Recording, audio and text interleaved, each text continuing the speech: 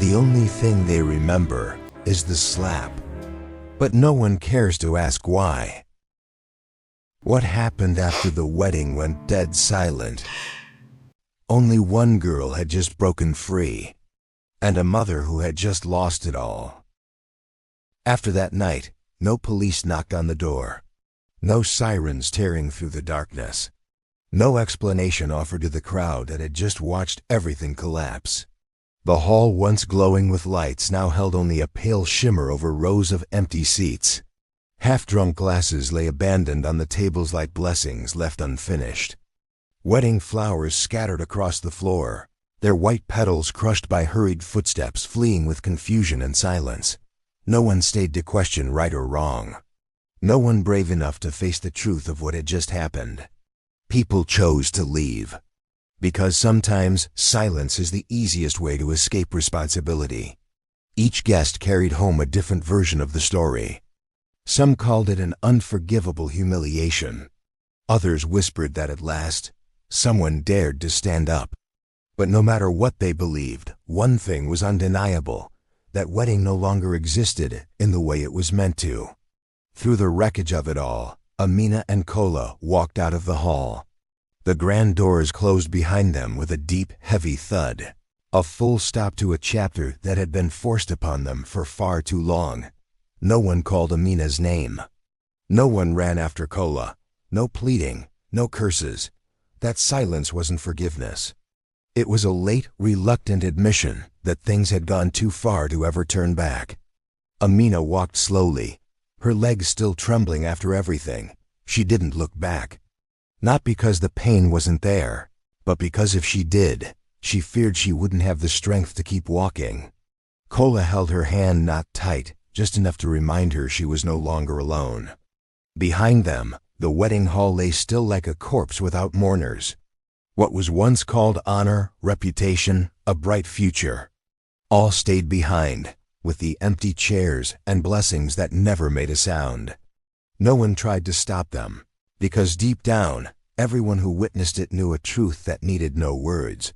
The wedding had already died before they walked away, and with it, a life that had been arranged for far too long finally ended. Amina's mother did not collapse right away. She stood in the middle of the aisle for a long time, as if her feet had grown roots into the cold marble floor. The chandelier was still hanging above her, but all its splendor had faded, leaving behind a hollow and exhausted space. Before her were rows of empty chairs, each one like a blessing that had just turned its back on her. White bouquets abandoned on the ground, petals scattered and crushed beneath the footsteps of those who had hurried to flee this place. She stared at them without blinking, not because she felt nothing, but because every emotion arrived too late, pressed into a heavy mass inside her chest. All her life, she was used to standing tall, used to commanding, used to watching people bow. She had believed that as long as she held power tightly, everything would always stay under control. But now, there was no one left in front of her to command. Those who once bowed to her, smiled to please her, called her with titles of respect, now slipped past, avoiding her eyes. They walked by as if she were a flaw in the perfect picture they wished to forget. No one dared look directly, for looking at her meant confronting a truth they themselves did not want to face. Whispers surfaced, soft, yet sharp enough to cut. She forced her own daughter. She sold her child's happiness. Each word a slow blade, not enough to stun, but deep enough to wound. She wanted to turn around, to scream back, to say she only did what was best. That she feared poverty, feared an uncertain future, feared her daughter living the same difficult life she once had. But not a single word slipped past her lips. Because in that empty hall, for the first time in her life, she realized she was standing alone. No power stood by her to shield her from judgment. No wealth could buy back what had already been lost. And no justification was strong enough to bury the truth rising to the surface. Her eyes lifted toward the altar, where Amina had stood in her white wedding dress.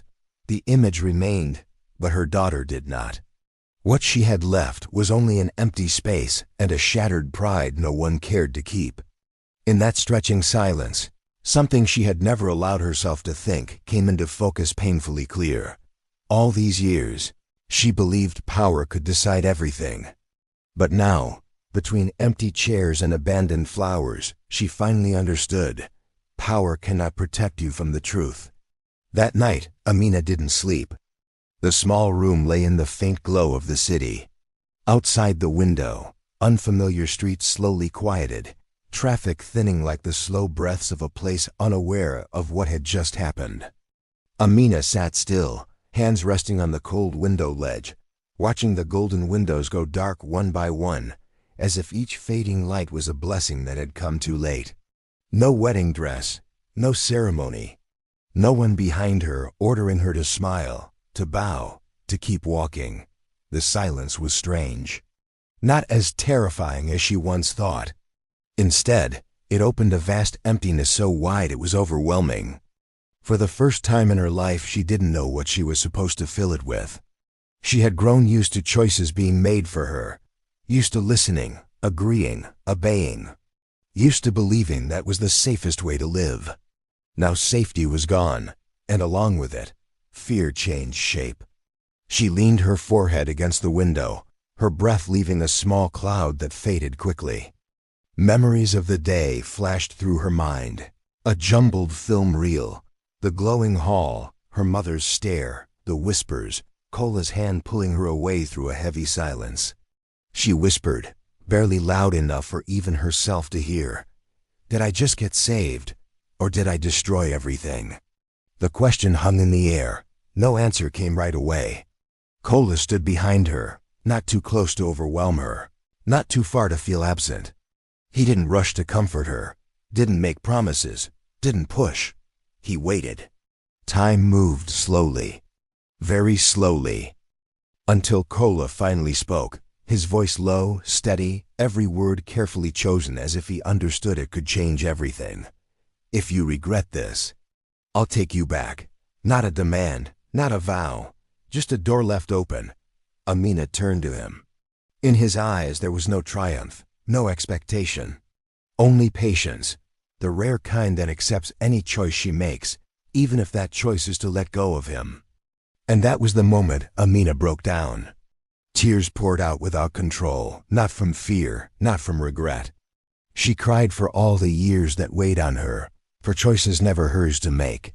For the first time in her life, someone stood before her and said, "The decision is yours." In those choked sobs, Amina realized something simple, yet enormous. Tonight wasn't just the night she walked away from a wedding. It was the night she stepped out of the invisible cage that had trapped her for so long. Not because she was stronger, but because for the first time ever, she was free to choose. The former groom became the joke of the entire town. Not because he suddenly turned poor overnight, but because he became exposed, standing alone among everything that once defined his worth.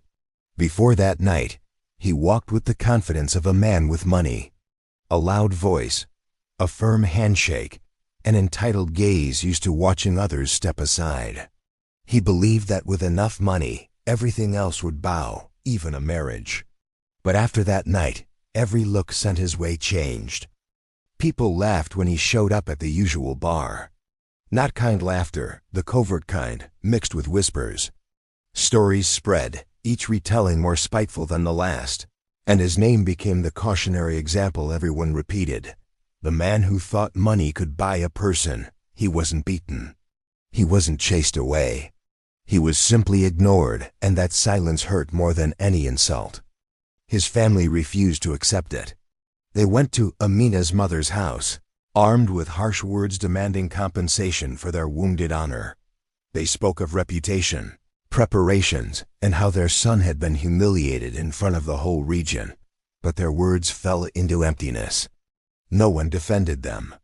Those who once sat at the same wedding table, toasting success and future in-laws, now avoided their eyes. Those who had called him our future son-in-law suddenly became too busy for explanations. Because everyone understood one thing. To stand with him meant confronting a question they didn't want asked. Am I just like him?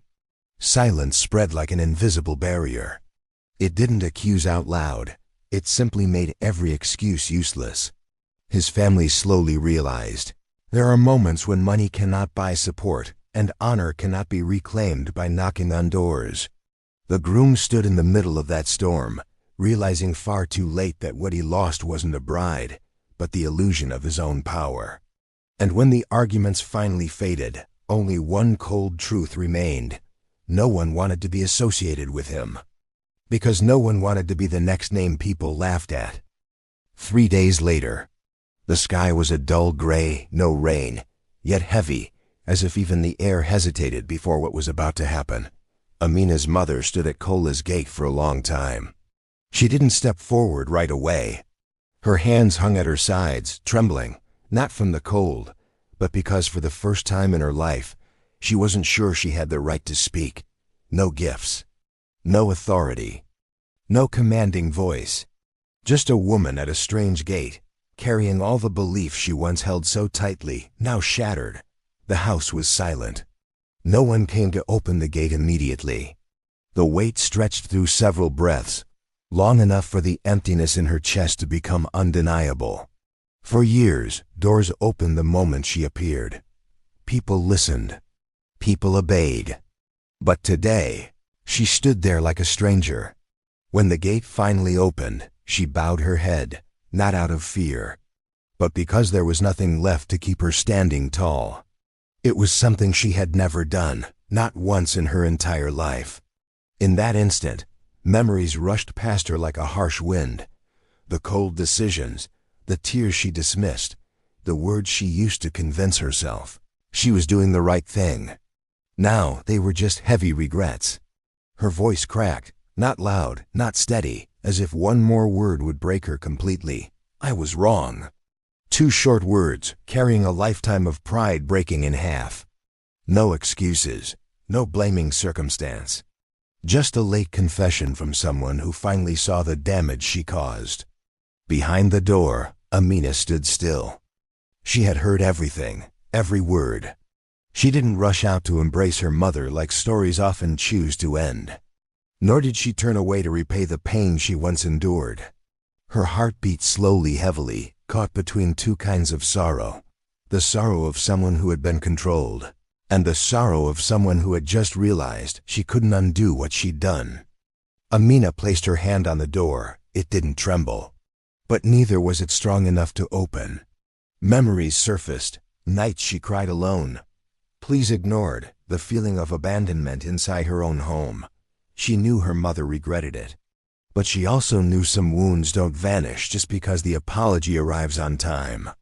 Silence stretched between them, no longer confrontation, but a necessary distance for both to face the truth. Amina took a slow breath, eyes closing for a moment, as if searching for what fairness really meant. Because some wrongs cannot be erased with words, and some wounds don't heal with just an apology. Amina held Cola's hand as they walked. Her hand rested in his, not gripping, just enough to feel the warmth of someone walking beside her, not dragging her forward.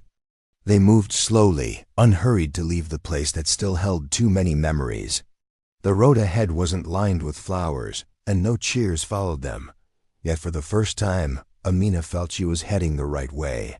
Not because he was wealthy, not because of what they shared in the past. If money was all that mattered, she would have stayed in the wedding hall. If the past was all she had, she would have collapsed long ago. What kept her moving was the strange lightness of no longer looking around to seek anyone's permission. Every step now was a choice, not an order. Cola said nothing. He knew grand promises weren't needed anymore. His presence was quiet enough not to control, steady enough not to disappear. In that silence, Amina heard her own heartbeat, steady and free, a sound she had never really listened to before. She lifted her gaze to the sky, where the last light of day was fading. The city behind them grew distant, taking with it judgmental stares and unfinished stories. Ahead of them, everything was uncertain, but no longer frightening. Because uncertainty here wasn't forced, it was chosen. In that moment, Amina realized, freedom isn't breaking every chain. Freedom is the right to stay or to walk away without asking anyone first. It's holding someone's hand not out of duty, but out of her own agreement. She smiled small, but real, not for the crowd. Not to prove anything.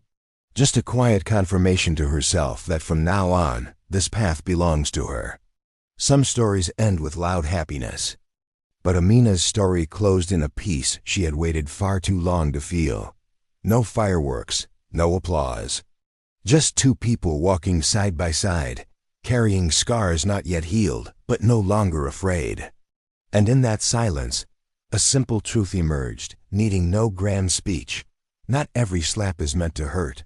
Some slaps wake a person up from the silence they've lived in too long.